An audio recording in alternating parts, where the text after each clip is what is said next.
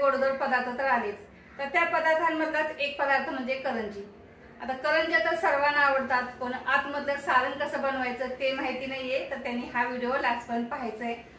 सारण तर खूप एकदम सोप्या पद्धतीने बनवलं जातं। अगदी एकाच दिवशी तुम्हाला सारण बनवणं आणि करंजीचं पीठ मिळून करंज्या बनवणं जास्त अवघड जातात। मग तुम्ही 8 दिवस जरी अगोदर हे सारण बनवून ठेवलं तर करंज्या बनवायला तुम्हाला जास्त वेळ लागणार नाही, पटकन होतात। मग वेळ न घालवता आपण करंजीचं सारण कसं बनवायचं ते पाहूया।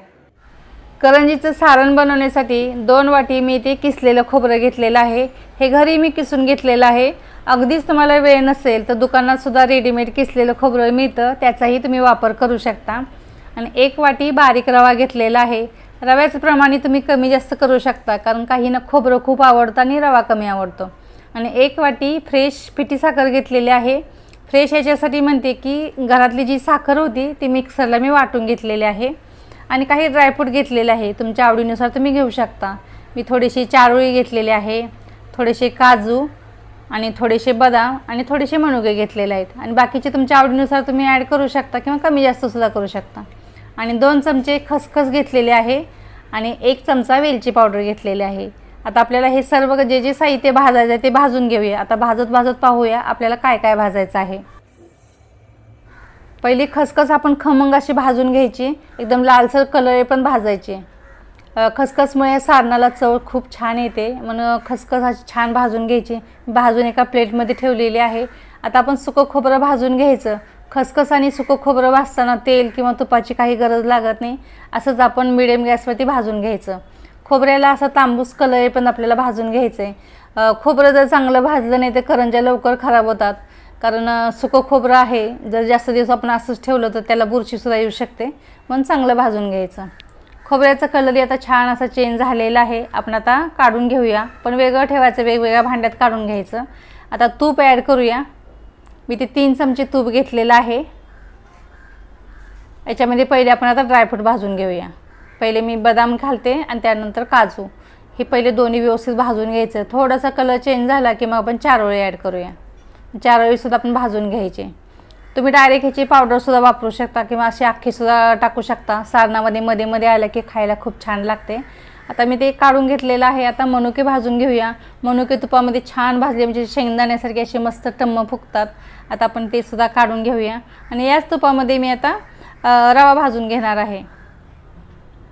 रवा भाजताना तूप मात्र टाकायचं, तूप किंवा तेल जे तुम्हाला आवडेल ते तुम्ही टाकू शकता, पण तुपामुळे सारणाला चव छान येते।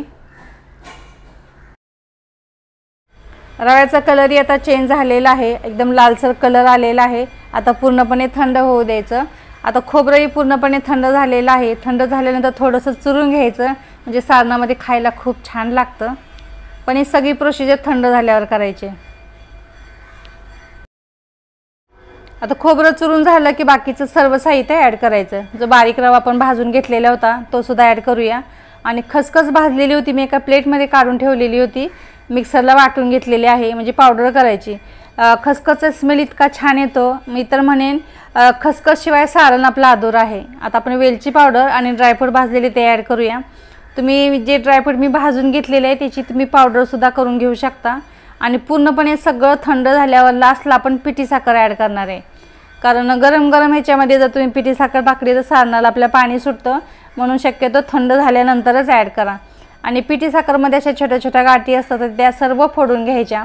आपण दुकानात रेडीमेड पिठी साखरसुद्धा आणतो, पण कधी कधी खूप गाठी असतात त्याच्यामध्ये, म्हणून घरची पिठी साखर फ्रेश वापरा, खूप छान होतं। काही नाही, मिक्सरला घरची साखर वाटून घ्यायची। मग कसा वाटला हा सारणाचा व्हिडिओ? तर अशा पद्धतीचं सारण बनवा। शेवटपर्यंत व्हिडिओ बघितला त्याबद्दल धन्यवाद। आपलं करंजीसाठी सारण तर तयार झालेलं आहे, तर अशा पद्धतीचं सारण तुम्ही सुद्धा बनवून बघा आणि कशी झाली माझी रेसिपी मला कमेंट बॉक्समध्ये नक्की सांगा। आय होप तुम्हाला ही सारणाची रेसिपी आवडली असेल, तर व्हिडिओला लाईक करा आणि मित्रमैत्रीण आणि नातेवाईकांमध्ये हा व्हिडिओ शेअर करा। आपण अशाच पद्धतीने पुन्हा भेटूया अशीच एखादी दिवाळीची रेसिपी घेऊन। तोपर्यंत गुड बाय।